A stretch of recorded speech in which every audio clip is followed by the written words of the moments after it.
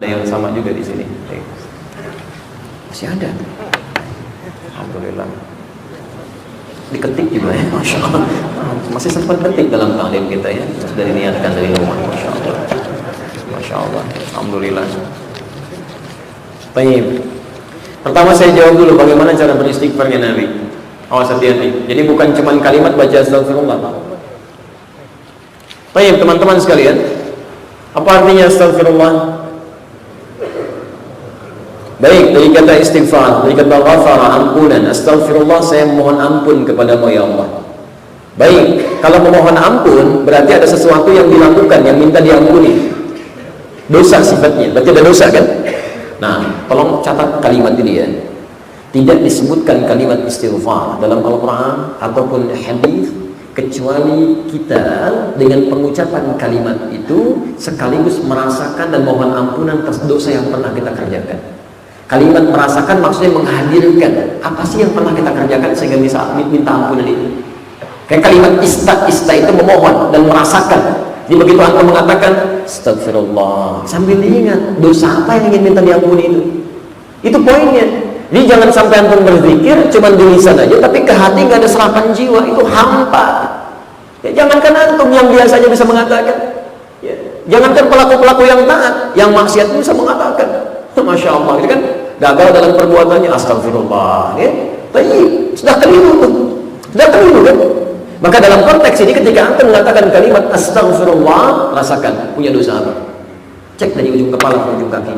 Misal begitu mengatakan astagfirullah, pertama kali mata kita salah lihat kan? Kurang khusyuk dalam sholat tadi, telinga salah dengar, masih ada dosa kepada Allah melalui maaf perbuatan buruk pada orang tuanya. Sholatnya khusyuk tapi sebelum sholat mencela orang tuanya.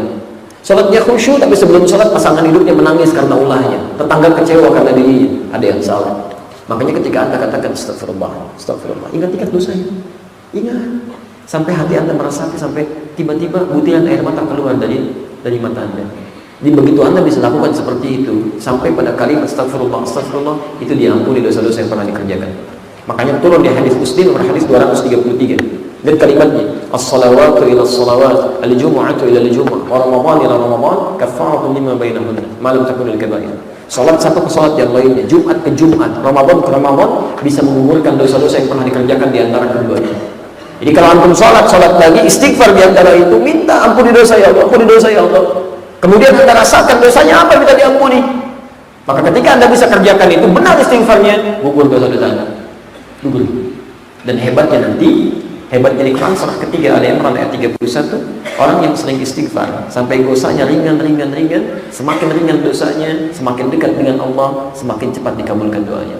Di orang yang terbiasa istighfar, bahkan ada orang yang nanti ya, karena saking dekatnya dengan Allah dengan istighfarnya, itu sebelum meminta sudah dikabulkan doanya. Ada orang-orang yang dijaga oleh Allah. Jadi sebelum dia meminta sesuatu dicukupkan rezekinya, datang dari sisi yang tidak diduga. Di kebiasaan istighfar itu diantaranya bisa mempercepat terkabulnya doa. Bahkan nantinya di akhirat khusus ahli istighfar itu, khusus dia. Ada di Quran surah ke-51 ayat 15 sampai dengan ayat ke-23. Di ayat 18-nya amalan istighfar. Posisi sebelah kanan dari atas sampai dengan ke bawah. Lihat kalimat di pertengahan. Innal muttaqina fi jannatin wa 'uyun. Ada orang-orang takwa yang tinggalnya di taman surga.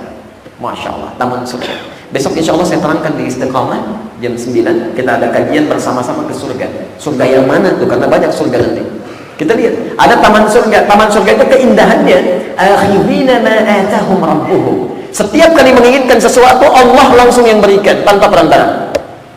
Ada surga yang lain itu dengan perantara, wildanun mukhalladun, pangeran-pangeran surga, bidadari surga. Jadi kalau antum yang laki-laki ingin sesuatu, yang datang bidadari surga, yang cantiknya tak terlukiskan. Istri antum sekarang kalah lah pokoknya. Ya nggak usah dibayangin. Nggak usah dibayangin. Baik, Masya Allah. Maaf ibu yang di bawah ya. Ibu pun pangeran-pangeran surga. Karena kalimatnya netral. Suami ibu yang sekarang kalah pokoknya. Ya. Tapi nanti ibu mohonkan pada Allah supaya ya, suami ibu jadi pangeran surga di sana, ya kan? Dan antum mohonkan supaya istri antum jadi bidadari surga yang sangat indah. Jadi cukup dengan amin ya. Yang belum nikah dulu dari sekarang kan. Baik dan sebagainya. Supaya dunia dapat, akhirat juga dapat kan.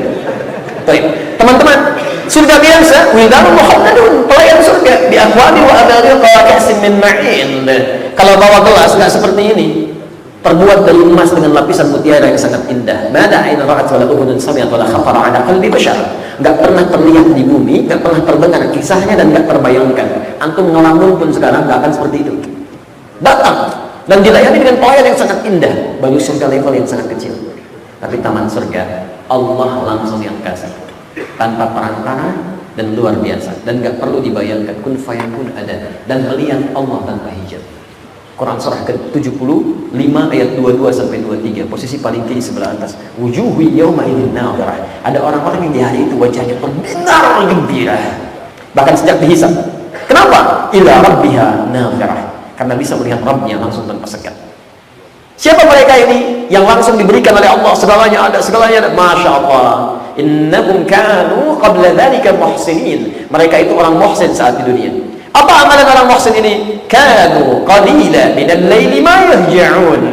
Di bahasa Quran, mereka itu sedikit tidurnya. Di malam itu sibuk dengan Allah. Masya Allah. Salat, ya, zikir. Itu bahasa Quran. Sedikit tidurnya. Begitu Anda tambah kalimat sedikitnya, keluar dari nilai-nilai itu. Sedikit-sedikit tidur misalnya. Susah. Gak akan ada di taman surga. Gak akan ada. Cuman lihat. Kamu kenapa gak bisa masuk? Saya kelebihan. Kelebihan di mana? Sedikit-sedikit tidur. Di sini sedikit tidurnya, amalannya banyak.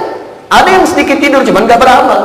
Nonton. Kapan hari ini apa? Oh, bukan jawabannya sholat. Ah, ini Liverpool ketemu MU. Masya Allah, ingat ini, ingat itu. Dunia aja dunia. Dipanggil subuh jam 4:29, datang jam 9:24. Cita-cita masuk taman surga. Gak bisa. Gak bisa. Antum ikuti akhirat, dunia akan mengikuti otomatis. Jangan kira antum begitu ikut akhirat, dunia ketinggalan. Dapat, tapi dapat dunia belum tentu dapat akhirat. Silakan. Antum mau tanya pada saat ini, saya nggak suka itu ya, nonton-nonton yang terlalu banyak, waktu terbuang gitu. Tapi kalau antum tanya, saya hafal ya, bola saya tahu. Ya pertama misalnya sekarang klasemen pertama di Liga Inggris Chelsea gitu kan.